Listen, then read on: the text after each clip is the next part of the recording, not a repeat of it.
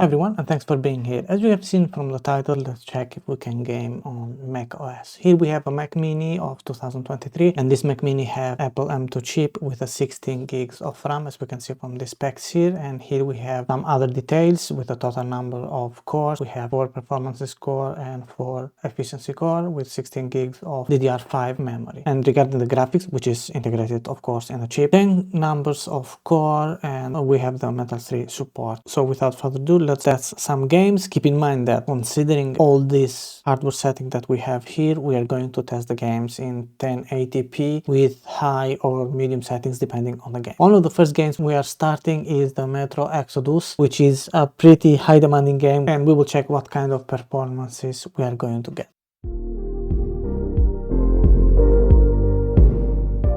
One thing before starting and testing our games, you can get all the games that are compatible with your Mac or with your MacBook through the App Store. As we can see, we have a lot of games here, probably not all the AAA most famous titles. As we can see, we have certain titles, not all of them. We have Stray, Resident Evil, Lies of P, and so on. So some of them, Death Stranding Director's Cut, which was announced earlier with the introduction of the iPhone 15. So as we can see, we have a lot of titles, not all of the most famous AAA titles, but again, if you want just to start experiencing how is gaming on the macOS, these titles in my opinion are really used, and we can have an idea on how gaming on the macOS is. Alright guys, let's go through some options quickly on Metro Exodus on the macOS. As we can see here, we have some game options, not that much. We have crosshair to enable, hit markers, and whatever else it has in-game settings. So if you want to change them, you have to go through here. And what we are interested is on the video settings. As we can see, we can change the resolution here. We can set the quality to high or ultra on extreme or whatever. I will leave it on high, which is more than okay in my opinion. And here we can choose motion blur and nothing else. Advanced physics, which macOS game I would suggest you to leave it off, and the texture filtering, which is at the maximum. So let's go in game and check some performances.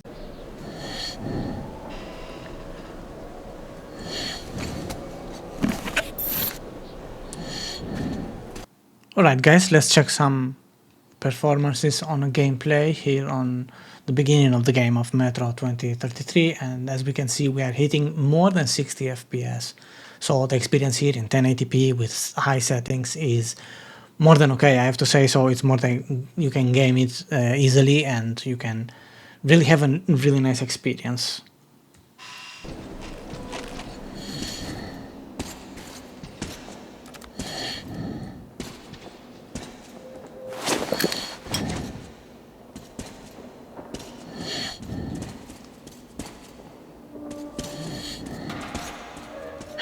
Did you hear that?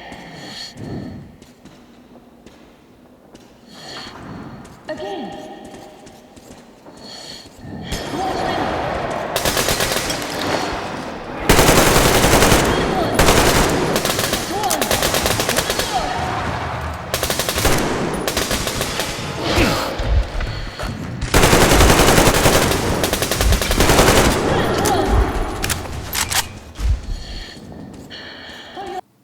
So that's all for this short testing on Metro 2033, and let's jump to Resident Evil 4 to check some performances also there. Alright, let's check some settings on Resident Evils regarding the graphics and the quality of the graphics. Here we have more settings that we used to have on Metro. So let's start with the display, which have HDR settings here and some other settings regarding to display color space and other settings. And here let's jump to the graphics. As we can see here, we have the screen resolution and we have the frame rate and everything. We will set the screen resolution to 1080p because that is the resolution we are aiming on most of these games, and the frame rate we will leave it to variable frame rate. Cinematics resolutions, which we'll leave it in 4K, doesn't impact the performances, so we will have a better experience for the cinematics. And here we have something interesting which not all the games on Mac have it. That is the Metal FX upscaling, which is an upscaling method used on the macOS or on iOS, which is similar to DLSS and to the FSR from AMD. AMD. So here we will leave it to quality, and let's check some other settings. Here we will leave it the texture quality as it is recommended,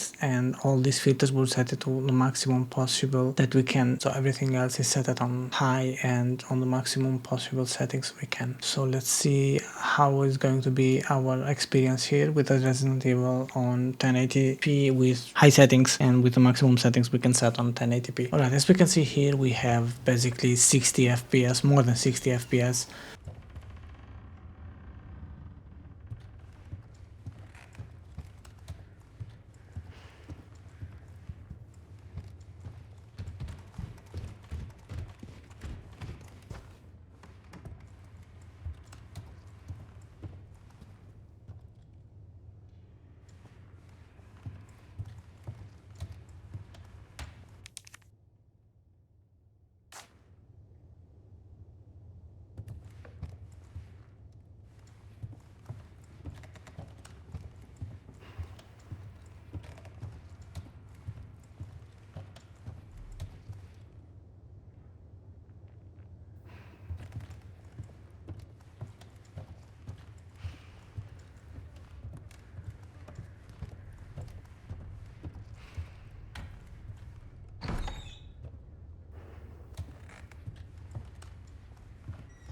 Alright, here we have Asphalt 9, which is a free game you can download on the App Store, and this game doesn't have that much advanced graphics, but anyway, it's a game and you can game for free on macOS. So let's check also the performances here. As we can see on the main menu we have 60 FPS, so let's go and quickly play a game and see what is going to be the performances also on game.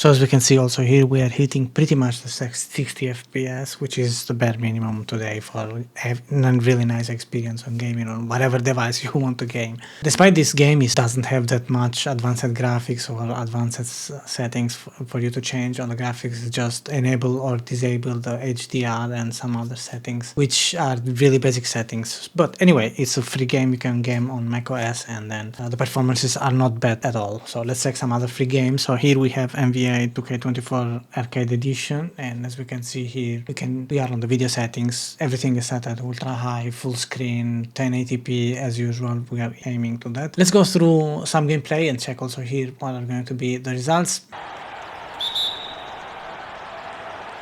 It'll be the Heat off the tip. Now Rozier. Outside Butler. And now they decide to foul intentionally. Yeah, not sure what that was about. I mean, talk about a brain cramp.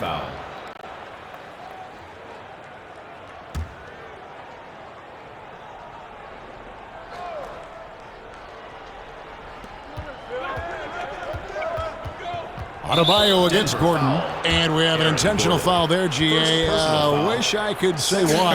That one's pretty strange. I mean, no idea what got into his head right there. On defense, Denver. The shot by Adebayo, no good. It's so hard to keep the defense honest when you miss wide open looks like that. That's going to be over and back. Not watching for the line that time.